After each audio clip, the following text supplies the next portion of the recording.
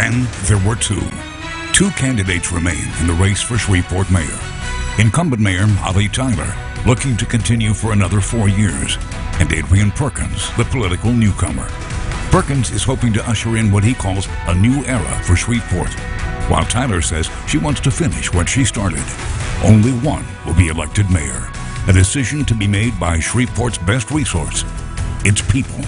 And now, live from KTAL NBC 6, your local election headquarters, the debate for Shreveport mayor.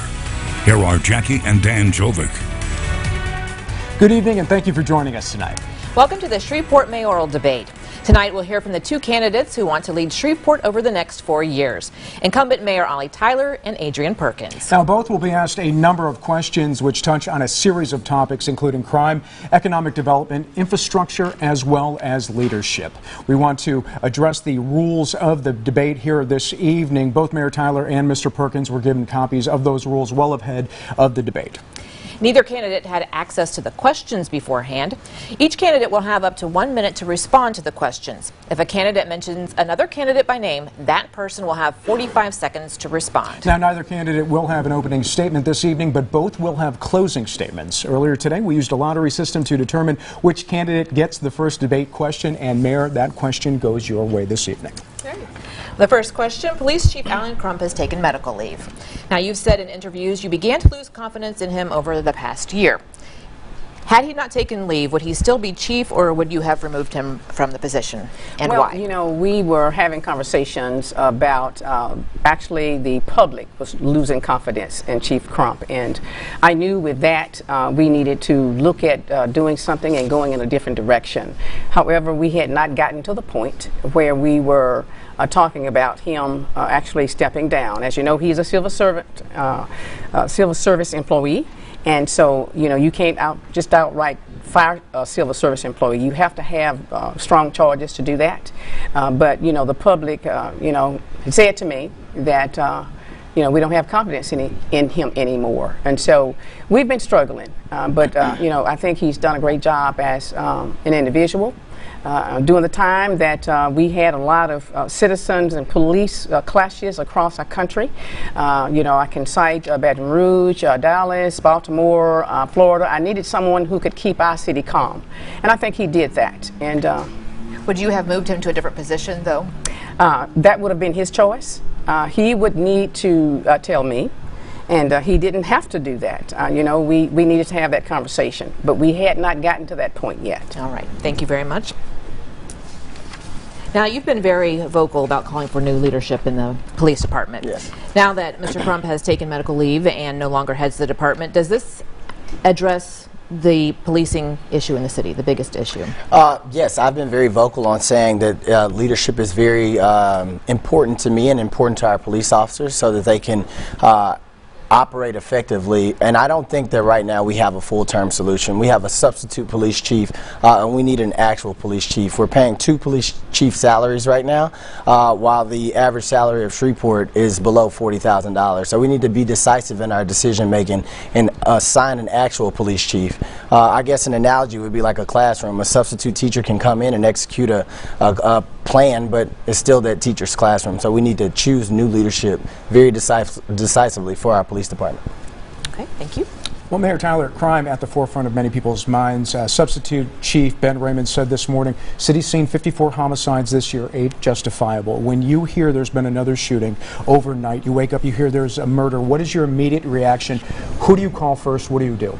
Well, you know, first thing we do is we speak to the leader.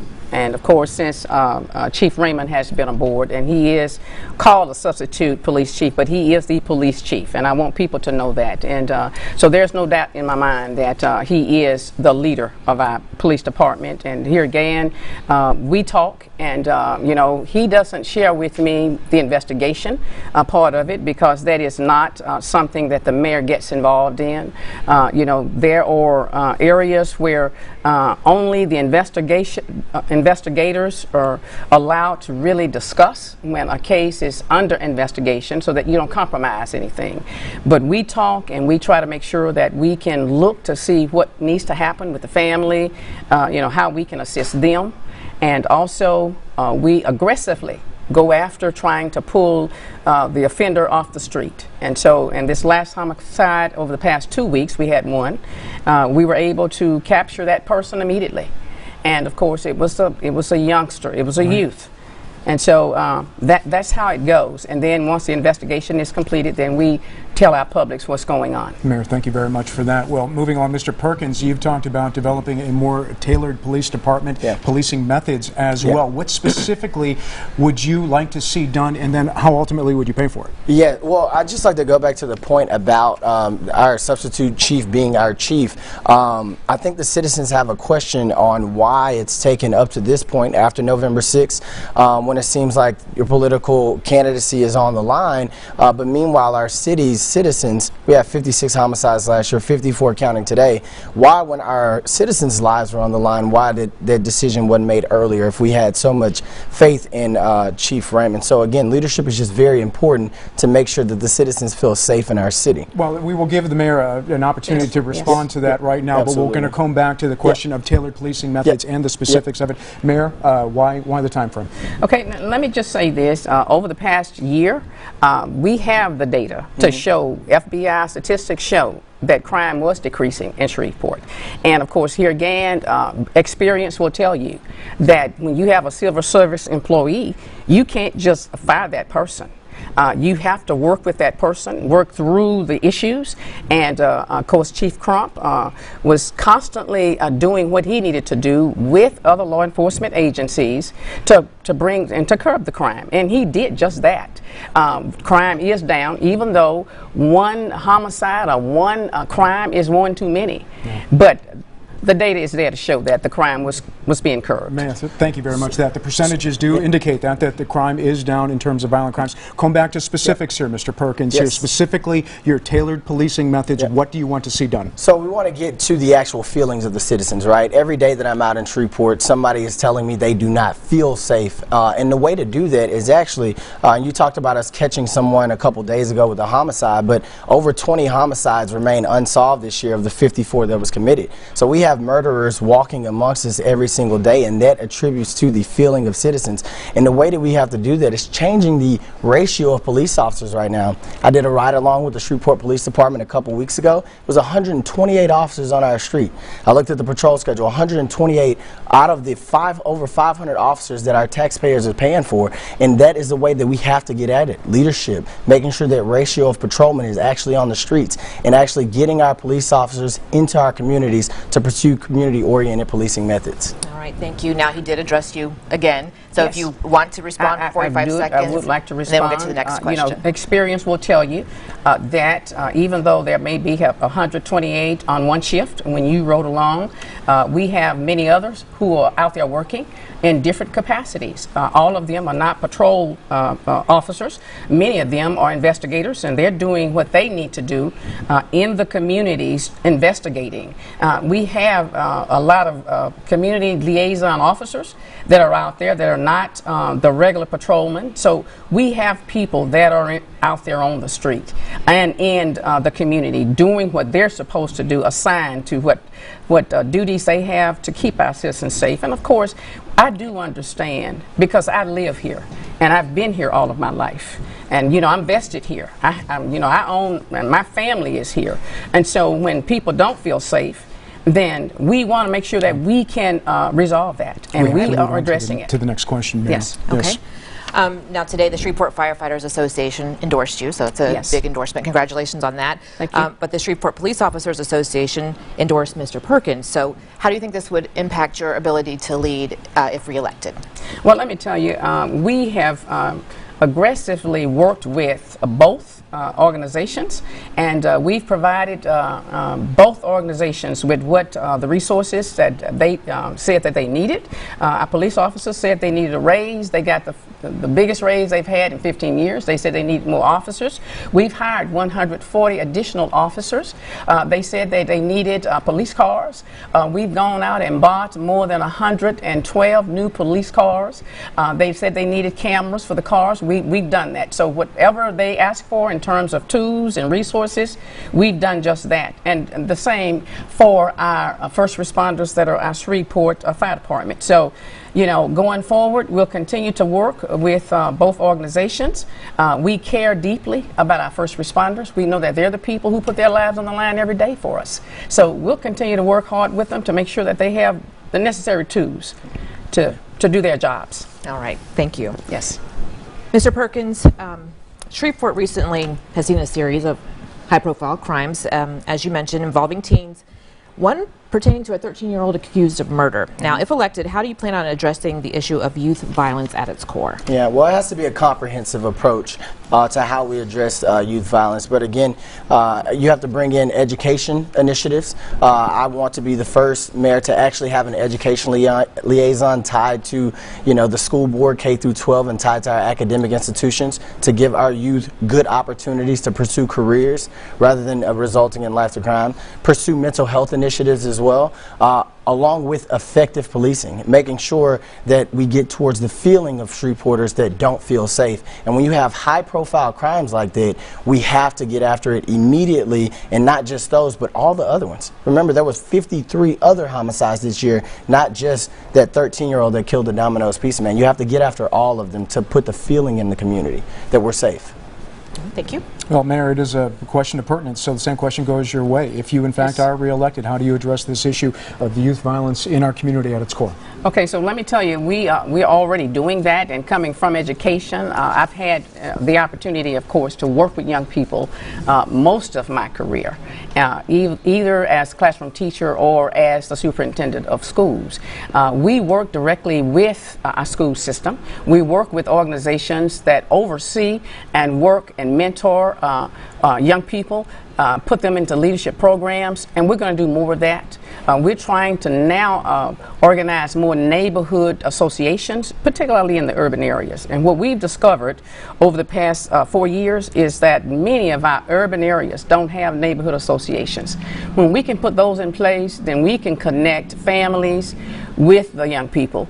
But we have 50 programs at the city alone that deal directly with youth. We do a lot of training, we do a lot of leadership skill development, but we're going to be doing more.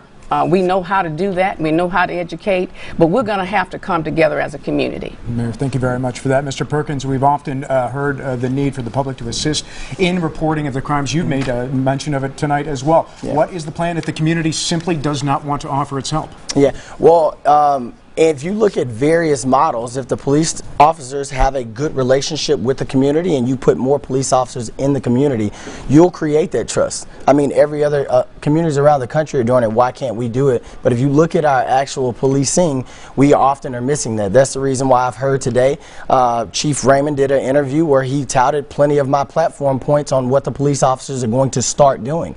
And it shouldn't be during political season when you hold our police department accountable and you start pursuing those effective policing techniques. So that's the way that you create trust. Shreveport isn't broken. We just don't. Our community isn't this special community that won't communicate with our police officers. We can create that trust to where we don't just have 500 sensors in our community, but we have 200,000 sensors in our community to make Shreveport safer. All right, I think you have 45 seconds to respond if you would like to, and then we'll get to the next question. You know, and just my response to that is we actually do a lot of community policing with our citizens, and of course, so it's not new. Here back in 2014, when crime was really low, those strategies worked, and we are still working with those strategies. But if you know, if you would notice in government around the country, we've had that spike in crime, and what we have to do is come back together and look at other ways to reach those people who feel like they must commit crimes. And so what we're going to be doing... We have to move on to the next question. All right. Why today Chief Raymond was talking about recruiting. Yes. As a big part of his press conference. Now, why would an officer or deputy working in another city or for a local sheriff's office want to join the Shreveport Police Department? Well, you know, number one, we have one of the best, I think, departments around the country. We take care of our police officers. We pay a lot of benefits to make sure that when they retire, after 30 years, they're able to almost bring home their full pay. And so we have to make sure that we have the resources put in place to make that happen. Statewide, you know, we're required to do certain things for benefits, for retirement for our police department. And of course, we have a great package to offer our police officers. And we've continued to look for raises. Every year they get a 2% raise. But not only that, we have so many organizations that we work with that really help us with our police officers. We have several organizations that give banquets. We do a lot of things to show appreciation to our officers. So sometimes when they leave us thinking that there is a better place to be, they come back to us, and that's what we found. All right, thank you. Yes. Mr. Perkins, what models or policing methods have you studied from other cities that you'd like to see put in place in Shreveport? Yeah, well, just like to go back to talk about some of the things about our police department. We heard a number that 141 police officers were added to our force. And I talk about this because you said Chief Raymond brought up recruitment. Well, if you look at the 2014 Shreveport crime report, there was 581 officers in Shreveport that year. So adding 140 is counting the wins, but it's not counting the losses of the city. Specifically, the question is what methods have you studied that you would like to put in place? No, I understand. I just wanted to go back because I want to make sure that we have a full picture of the loss that we've actually had with recruiting. The methods that I've studied from other cities, a lot of other cities are using technology to help their police officers. Like, you know, surveillance techniques in neighborhoods, making sure they have it on high-speed internet to where first responders can respond real time. Also paying their police officers regional rates so that they don't have a talent bleed like what we've been going through here in Shreveport. We do have a phenomenal training facility here, but we've been training some of the best officers in the region, and because of our low pay, they've been going other places. Okay. So those are the two models that I would say off the top of my head that we can apply to our police department. Thank you. All right, Mr. Perkins, thank you. Mayor, this morning Substitute Chief Raymond laid out his plan to combat violent crimes. He says it's being more proactive, correct? Yes. What, if anything, have you told him to make sure that SPD is striking a proper balance of being proactive and ensuring that they're not employing the practice of stop and frisk? There's a fine line to walk. Yes, well, you know, actually, Chief Raymond and I have had the opportunity to talk, not a whole lot, because he's doing a lot of things, trying to make sure that he pull his team together and come up with his plan.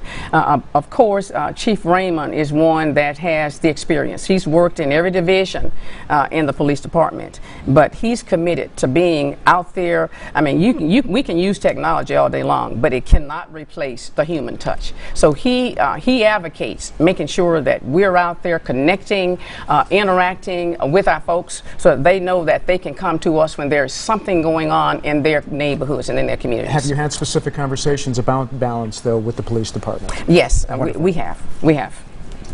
Mayor, thank you for that. Appreciate it. Mr. Perkins, well, if elected, is your future chief of police already working on the department? Yes, no, and why? Well, we'll see. I plan on having a commission of law enforcement experts and community leaders, a group of about 6 people to help me choose the next police chief of Shreveport. And right now it's become a bit convoluted because we have 2 police chiefs, but that commission will recommend names, and then I'll go about making sure there is one leader of the Shreveport Police Department after that commission gives me those names. So nothing's been ruled out then? No, no. My preference is to choose from within the police department. Okay. That is my preference.